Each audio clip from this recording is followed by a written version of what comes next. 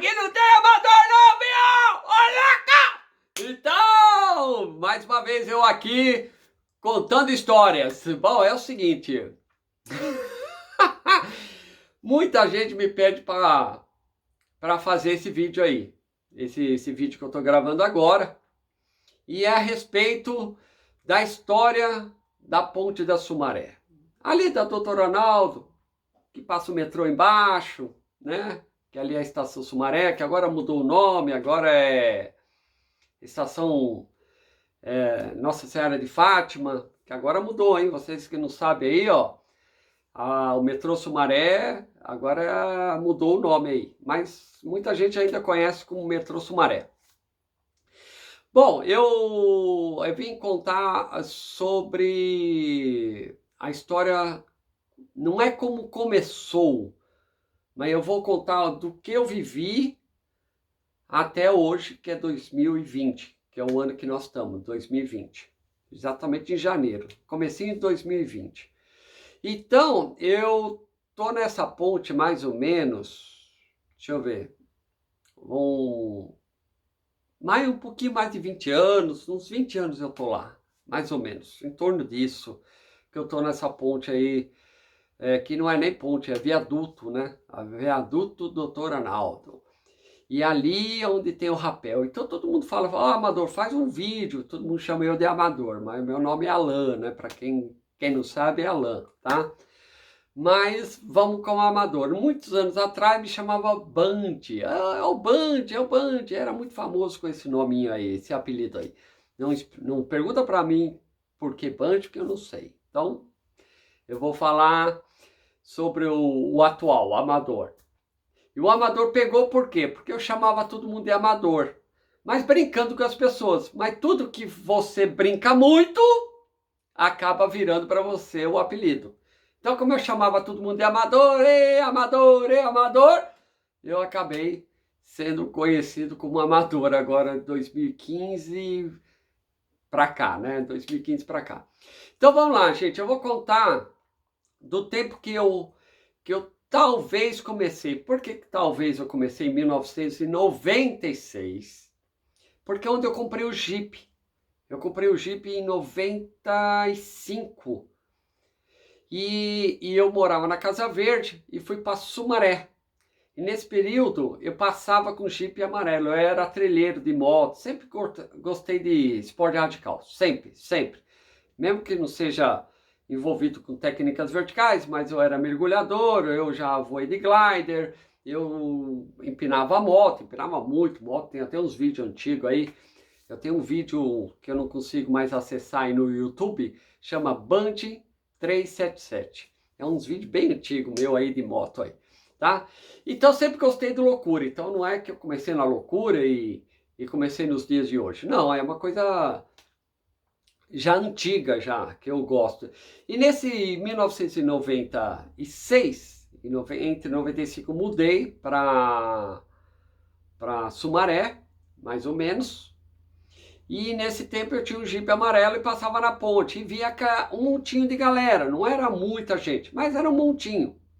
E sempre passava com o Jeep ali e morava ali do lado da ponte, então era o meu caminho ir para casa. E ficava olhando, o que essa galera tá fazendo aí? O que essa galera tá fazendo aí?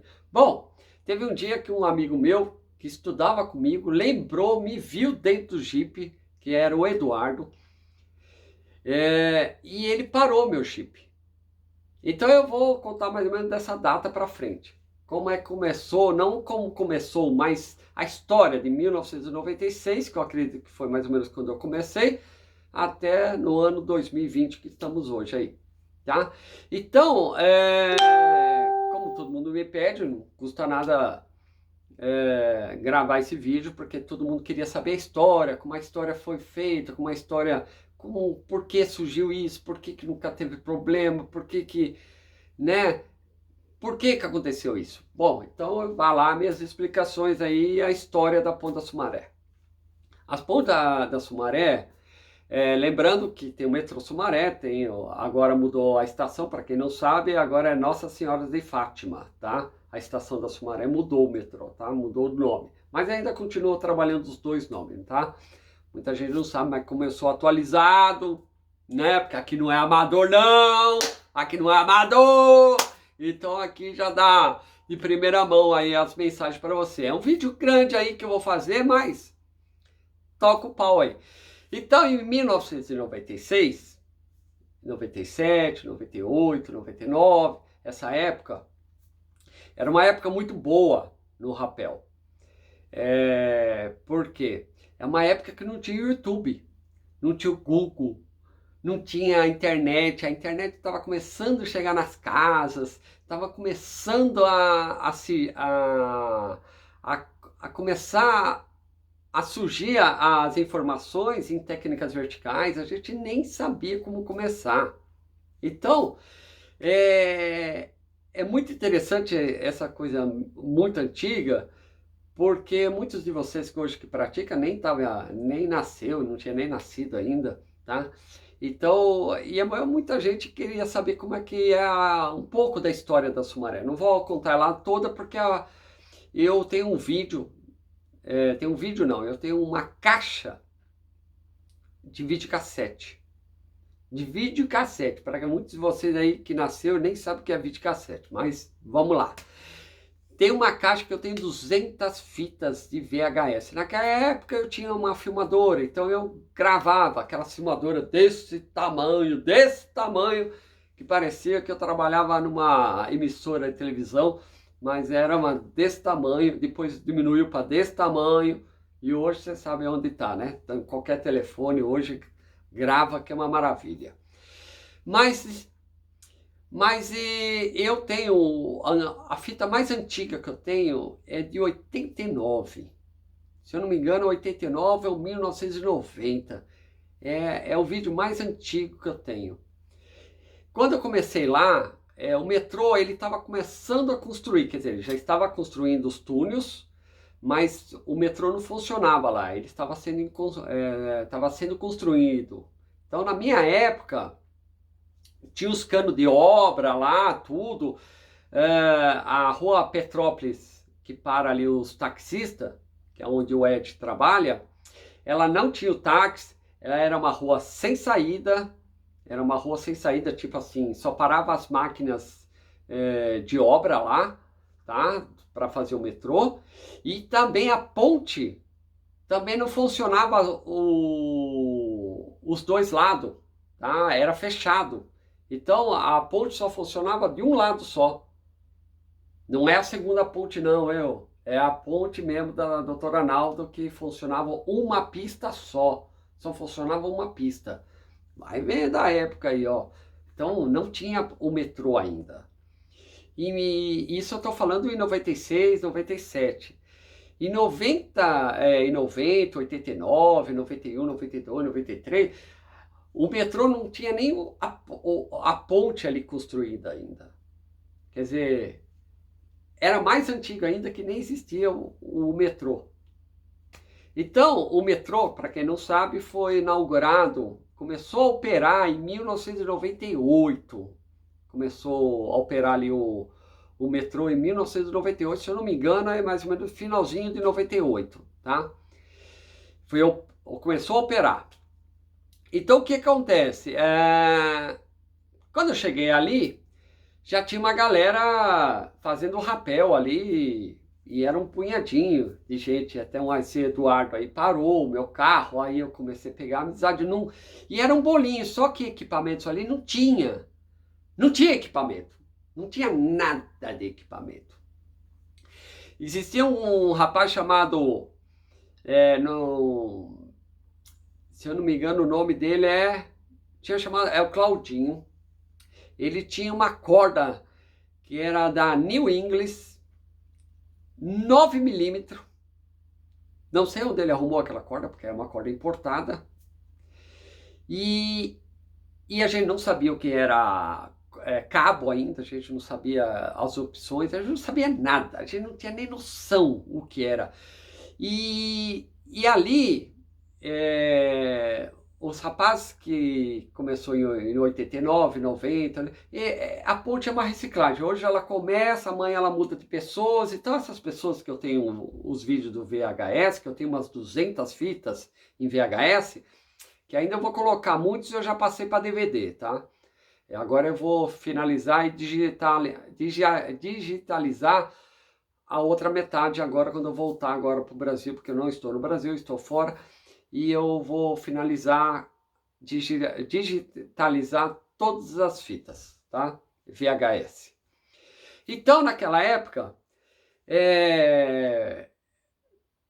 não tinha como aprender, porque não tinha internet, não tinha YouTube, não tinha Google, não tinha nada. A internet começou em 1995 e os computadores eram muito caros. Então, entre 94 e 95, os computadores começaram a entrar na casa das pessoas. Então, a informação era quase nulo, entendeu? Então, e uma cadeirinha você tinha que dividir para 100 pessoas.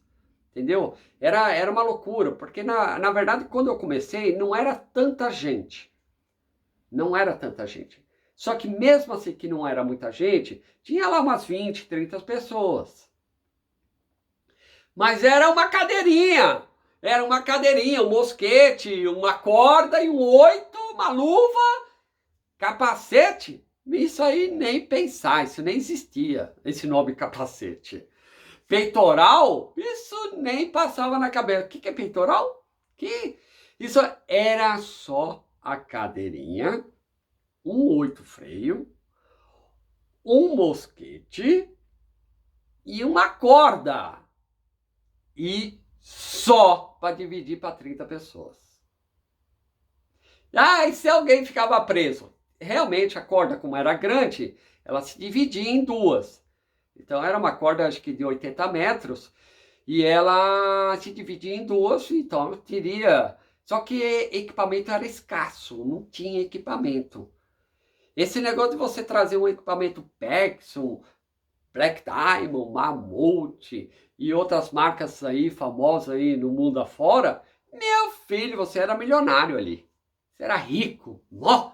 E ainda o Claudinho tinha esse rapaz, ele tinha uma corda New English, que era importada, não tinha nacional, porque naquela época a gente não sabia o que era cabo, né? A gente não sabia que teria outras opções. Então a gente usava a corda que era uma laranja e usava ela, sem parar. Lógico, os dias foram passando, as pessoas foram gostando, eu mesmo falei, onde comprar isso? Aí falaram que tinha uma loja na Paulista. Eu não consegui descer naquele primeiro dia, não consegui descer, porque tinha, acho que depois um outro arrumou um equipamento, trouxe, aí tinha acho que 2, 3 equipamentos, não tinha mais que isso. Depois disso eu só vi um equipamento, mas o outro cara ainda usava, só tinha um para emprestar, para 30.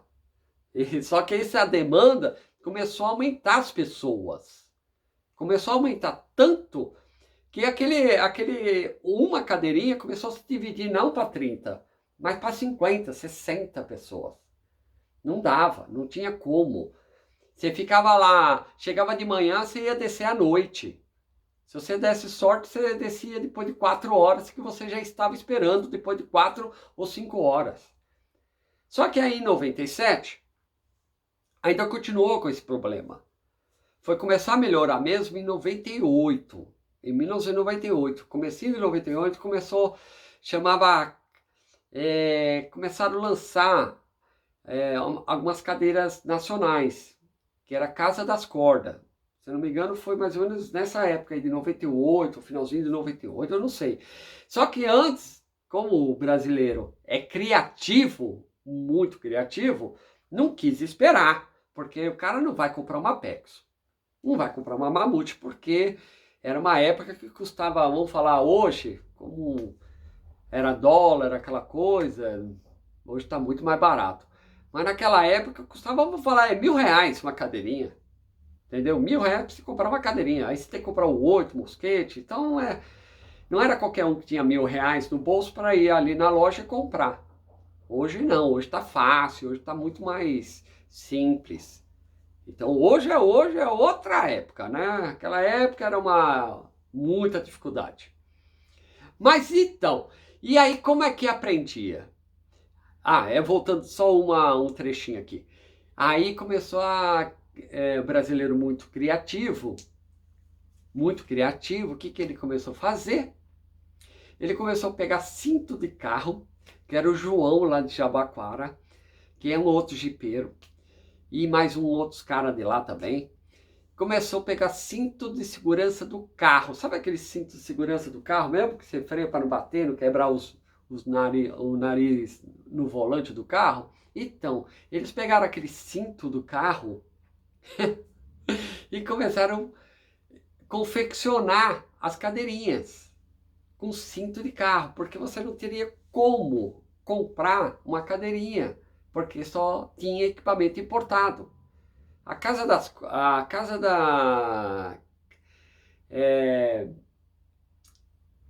cadeirinha, até esqueci o nome agora, é casa, alguma coisa assim, eu não lembro mais, é tão antigo que eu não lembro mais, é alguma coisa assim. Essa cadeirinha saiu só em 98, que era a primeira cadeirinha nacional, entendeu? E algumas fábricas começaram a lançar algumas coisas nesse sentido, mas era muito pouco, e era caro também.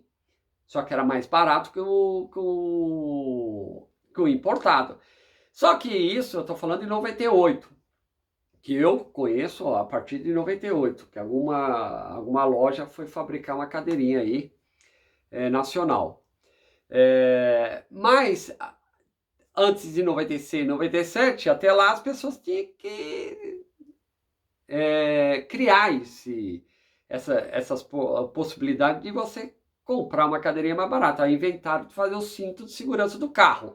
Aí o João foi lá e me trouxe uma. Ficou boa. Ficou ótima a cadeirinha. Tinha conforto nas pernas, fita grossa e era confortável. Eu tinha uma ainda que ficou na minha casa até pouco tempo, hein? Essa cadeirinha ficou na minha casa acho que pelo menos uns 12 anos ficou na minha casa lá, não sei que fim que deu aí, mas acho que foi pro lixo, né? Mas ela tava boa, cinto de segurança de carro. Então as pessoas usavam para fazer cadeirinha para rapel, cinto de segurança de carro. E quando a gente queria montar uma tirolesa, que não tinha equipamento, quando alguém chegava com a polia da Pex, era uma loucura. Menino, você não tem noção. O milionário da ponte chegou. Ele tem uma polia da Pex. Nossa! É o rico! É o milionário! Não tem para ninguém, porque era caro. Então, e outra, muitos desse equipamento nem tinha no Brasil. Você tinha que dar um jeito de ou amigo trazer ou importado, porque você ia na loja, às vezes nem tinha. Bom, aí os caras começaram a soldar, fazer solda. Nossa, meu Deus do céu. Como é que é? Aço, como é que eles falavam? Aço, que eu não entendo muito de aço, mas aço temperado, aço não sei o que, aço não sei o que, e fazer com rodana, e fizeram bom. Eu tenho uma em casa que quem fez essa rodana foi o Bambu. O Bambu tem uma lá em casa que é dele, que ele deixou lá, e eu uso ainda essa rodana. Eu uso. Ela nem marca, tanta resistência que ela é. Ela é ótima. Mas é um aço muito resistente, porque olha, tá lá há 12 anos comigo e nunca deu problema. Tudo bem que é raro eu usar, né? Mas eu já joguei na tirolesa e nunca deu problema. E nunca vai dar mesmo, porque ela nem arranha, tão forte que ela é. Então, você vê como é que os brasileiros criam as coisas. Acaba criando, porque não tem dinheiro para comprar, eles acabam criando. Entendeu? Então naquela época era muito difícil comprar o equipamento. Não tinha internet, não tinha Google, não tinha computador, não tinha smartphone, não tinha nada. E como que a gente aprendia?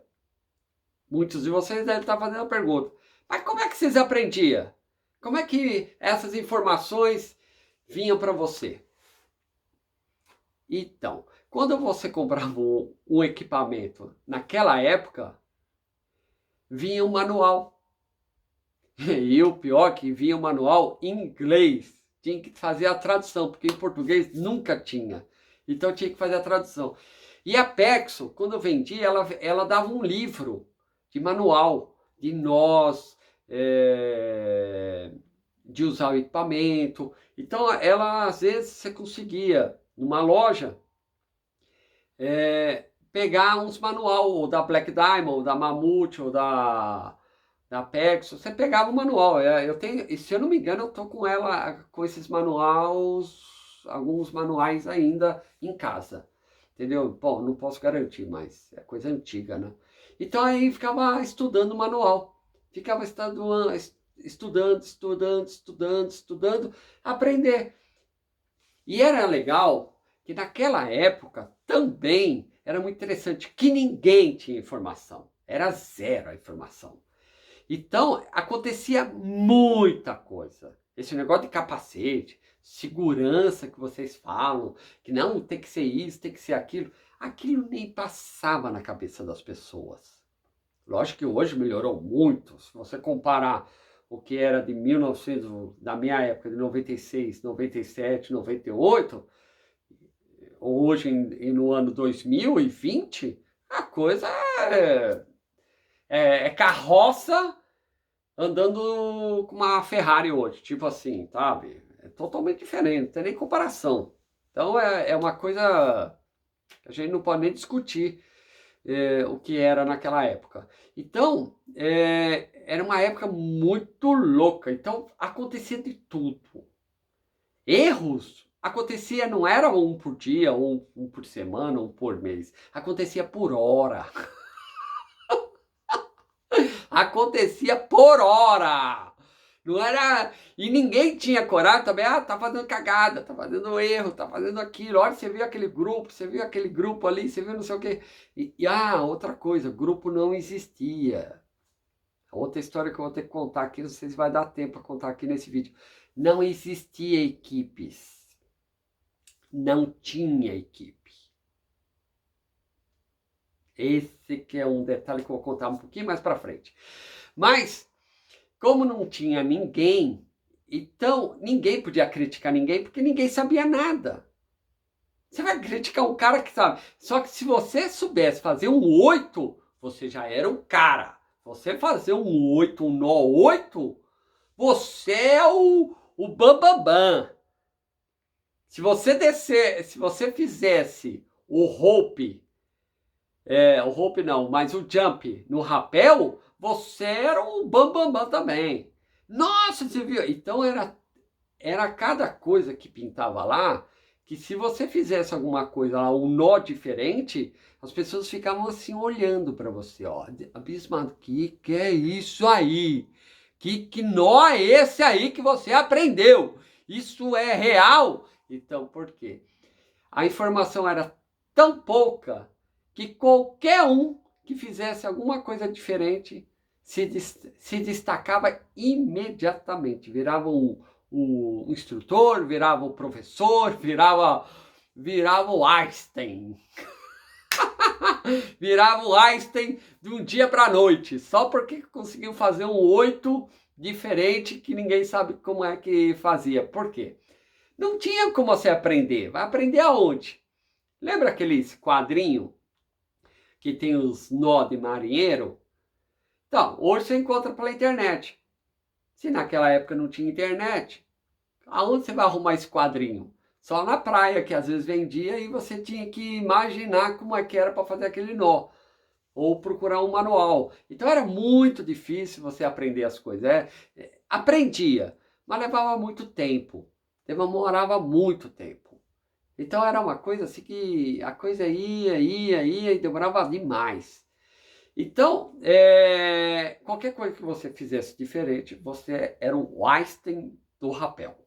Entendeu? Em técnicas verticais. Você era o top. Meu Deus do céu. Então é o seguinte.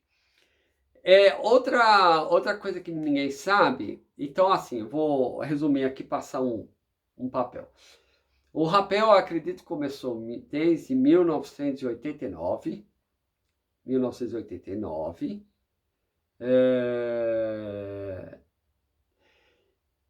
Que eu tenho uma fita VHS mais antiga que seria dessa data, tá? 90 por aí, tá? Se é antes, eu já não sei. Não tem um vídeo mais antigo que esse. Mas em torno disso, eu garanto que seria mais ou menos onde o rapel da Sumaré começou. Como é que começou? Veio um doido lá, amarrou a ponte, amarrou uma corda, não sei. Algum louco lá pensou assim, vamos amarrar uma corda aqui e vou descer aqui o rapel. Então, foi assim mais ou menos que eu acho que começou o rapel na Ponta da Sumaré, né? Eu não tenho certeza, mas eu acredito que foi. Alguém deve ter começado. Quem é o primeiro, não tenho ideia.